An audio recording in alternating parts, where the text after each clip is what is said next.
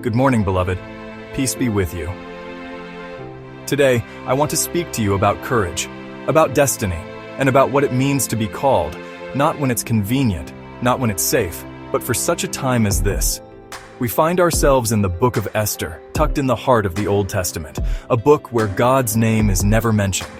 And yet, his presence is unmistakable. Esther was a young Jewish woman, orphaned, living in exile, and suddenly swept into the palace of the Persian king.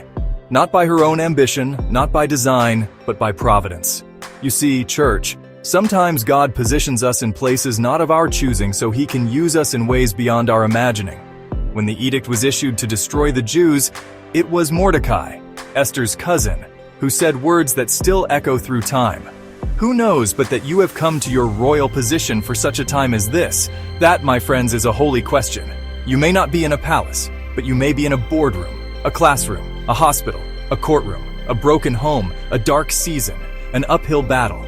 You may be the only voice of reason, the only one who sees the injustice, the only one with the courage to speak. And I say to you today, who knows but that you are there, for such a time as this? Esther could have stayed silent. She could have said, "It's not my place." But she chose courage, and her words still stir the soul. If I perish, I perish. That's not recklessness.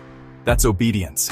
That's trust in a God who moves behind the curtain, whose hand is at work even when his voice is silent. You may feel small, forgotten, like your voice doesn't matter. But hear me now.